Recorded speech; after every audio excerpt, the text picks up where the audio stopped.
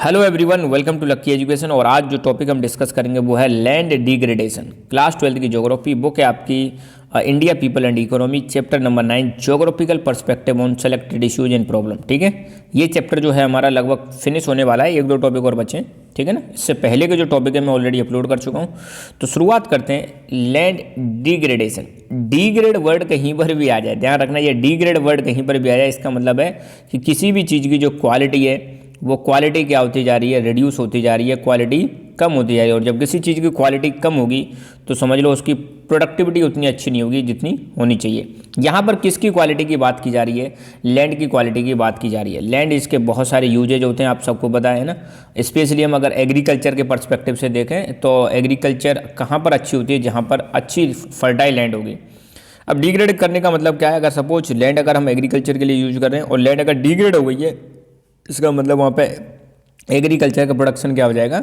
कम हो जाएगा। अब लैंड क्यों डिग्रेड हो रही है, उसके क्या रीजन है, ये सारी चीज़ें हम समझेंगे।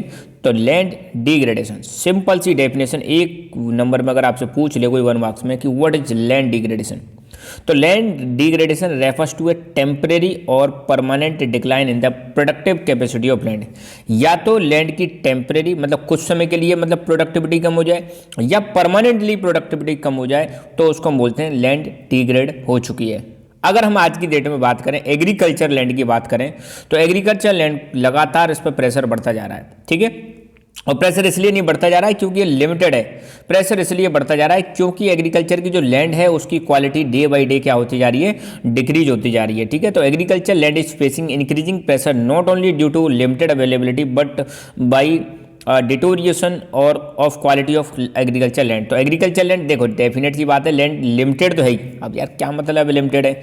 आप सोचो हमारी धरती पे जो एरिया है लैंड का वो तो कम है, फिक्स है ना।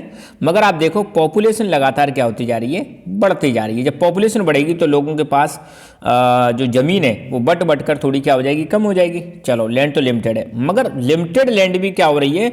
डिटोरिएट हो रही है। डिटोरिएट मतलब वही खराब होना है ना, किसी चीज़ का खराब होती जा रही है, क्वालिटी गिरती जा रही है। ये एक समस्या। एक तो ऊपर से हमारे पास लिमिटेड लैंड है, ऊपर से वो भी खराब होती जा रही है। तो यार क्या होगा आने वाले समय में? खाने की समस्या आ जाएगी, फूड सिक्योरिटी की दिक्कत होगी ना।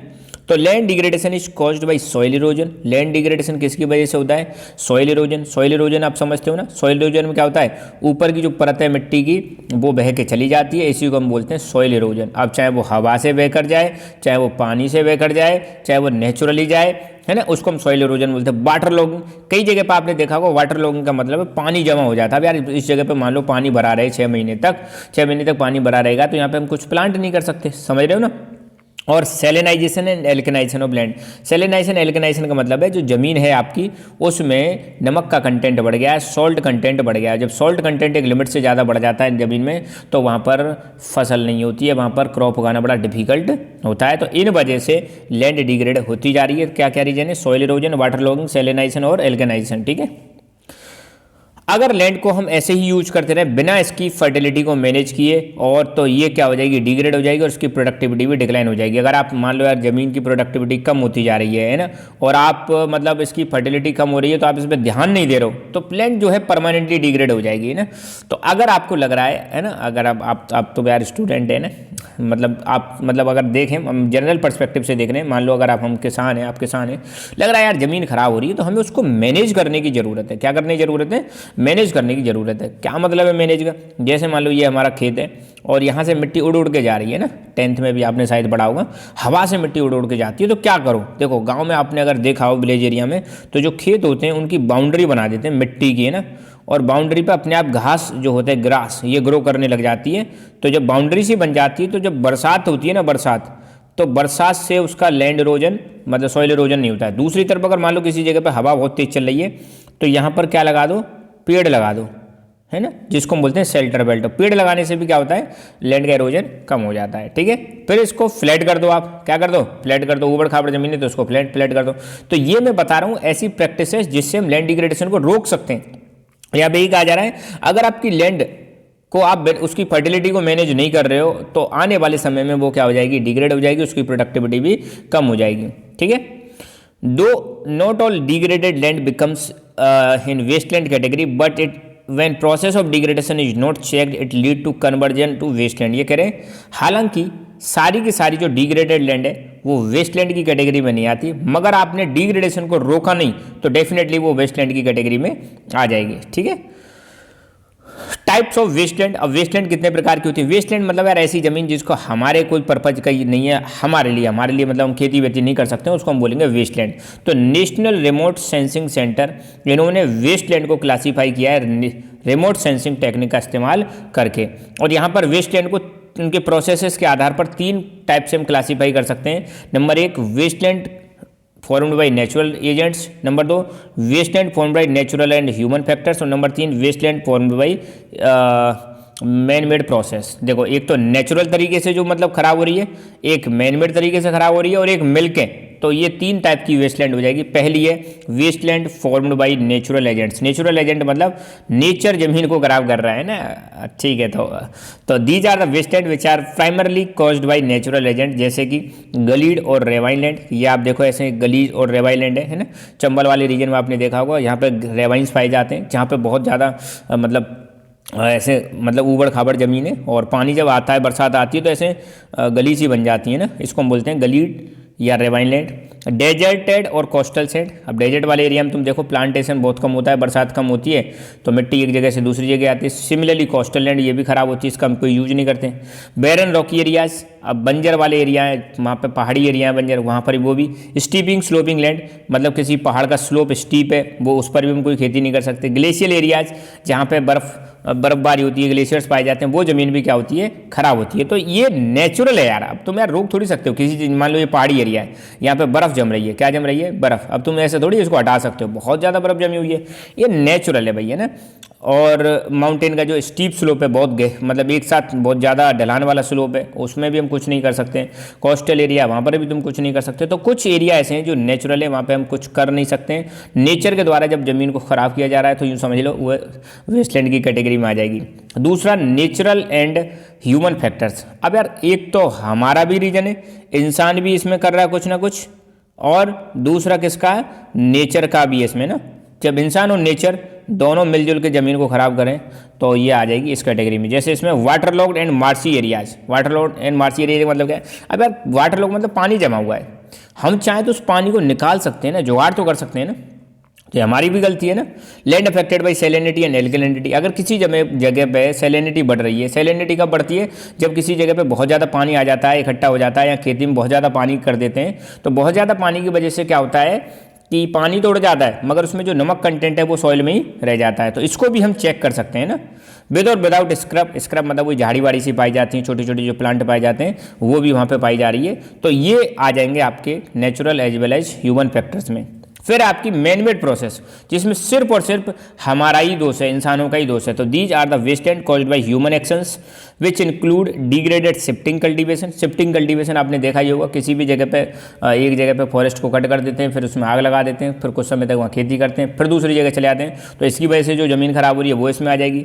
Degraded land under plantation crops. Plantation crops की वजह से, अब प्लांटेशन क्रॉप में क्या होता है, दूर दूर पर प्लांटेशन मतलब वो लगाए जाते हैं, प्लांट लगाए जाते हैं, तो वहाँ पूरी तरह से ज़मीन यूज नहीं हो पाती है। Degraded forest, degraded pastures, mining, industrial wasteland, ये सारी की सारी हमारी वजह से हो रही है, ह्यूमन एक्टिविटीज की वजह से हो रही है। तो इसलिए हम इसको बोलेंगे wasteland formed by man made processes. अच्छा, अब ये तो बात कर ली हमने कितने टाइप की। अब हम देखेंगे क्या मेथड है यार, इसका बेस्ट तरीका क्या है, कैसे हम ज़मीन को सही तरीके से लैंड को डिग्रेड होने से बचा सकते हैं, कैसे सही तरीके से इसको इस्तेमाल कर सकते हैं। तो methods of preventing land degradation. वैसे तो इसके बहुत सारे मेथड है लैंड डिग्रेडेशन के, मगर बेस्ट जो मेथड है ना वो है वाटर शेड मैनेजमेंट, जिससे हम लैंड की क्वालिटी को इंप्रूव कर सकते हैं। मैं आपको कहूँगा आप सर्च करें वाटर शेड मैनेजमेंट लक्की एजुकेशन, इसमें मैं डाल चुका हूँ इस टॉपिक को। ये आपकी जो पहली इंडिया वाली बुक है उसमें वाटर रिसोर्स वाले टॉपिक में दे रखा है वाटर शेड मैनेजमेंट क्या होता है, पूरा डिटेल में समझें आपसे, है ना। तो वाटर शेड मैनेजमेंट के माध्यम से हम लैंड डिग्रेडेशन कर सकते हैं। वाटर शेड मैनेजमेंट में आपको पता है पानी एक डायरेक्शन में फ्लो कर रहा होता है, उसी पानी को हम बेस्ट टू बेस्ट तरीके से यूटिलाइज करते हैं, ठीक है ना। Implementing watershed management programme that would acknowledge linkage between land, water and vegetation. Watershed management programme में हम क्या करेंगे, जमीन, वाटर और जो वेजिटेशन है उसमें हम लिंक स्टेब्लिश करेंगे। यार जहाँ पे पानी है वहाँ पे प्लांटेशन करो, है ना, और पानी से फिर वहाँ पे एग्रीकल्चर करो, तो इसके कई सारे फायदे होते हैं। जैसे मान लो यहाँ से जो पानी जा रहा है आसपास के एरिया में डीप मतलब एफोरेस्टेशन कर दो, आसपास के एरिया में एग्रीकल्चर करो, आसपास के एरिया में फिशिंग करो, आसपास के एरिया में आप चाहो तो यहाँ पे रिक्रिएशनल एक्टिविटीज़ क्रिएट कर सकते हो, तो इससे लाइवलीहुड भी क्रिएट होता है ना। तो यहाँ पे एक तो इसका मेन पर्पज क्या है वाटरशेड मैनेजमेंट प्रोग्राम का, इसका मेन पर्पज है कि लिंक स्टैब्लिश करना 3 चीज़ों के बीच में, लैंड, वाटर और वेजिटेशन। इससे क्या होगा, लोगों की लाइवलीहुड बढ़ेगी। आप सोचो यहाँ पे यार फिशिंग कर रहे हो तो आपको पैसा मिलेगा कि नहीं मिलेगा, आप यहाँ पे खेती कर रहे हो तब भी आपका पैसा बढ़ेगा, ठीक है। कैसे करेंगे ये सब, natural resource management and community participation. अगर यार ये करना है ना वाटरशेड मैनेजमेंट, तो वाटरशेड मैनेजमेंट में सबसे इंपॉर्टेंट चीज़ है कम्युनिटी का पार्टिसिपेशन होना बहुत जरूरी है। जिस एरिया में लोग रह रहे हैं उन एरिया के लोगों का वहाँ पे पार्टिसिपेट करना जरूरी है। ये काम अकेले की मदद से नहीं होगा, ठीक है। इसका एक बेस्ट एग्जांपल दे रखा है अपनी बुक में, बहुत बढ़िया एग्जांपल दे रखा है कि कैसे मतलब ये प्रोग्राम किया जा रहा है ताकि मतलब ज़मीन को रिवाइटलाइज किया जा सके। रिवाइटलाइज मतलब उसको दोबारा से उसमें मतलब जान लाई जा सके, दोबारा से उसको फर्टाइल बनाया जा सके। तो इसका बेस्ट एग्जांपल दे रखा है झाबुआ डिस्ट्रिक्ट है मध्य प्रदेश में, झाबुआ डिस्ट्रिक्ट।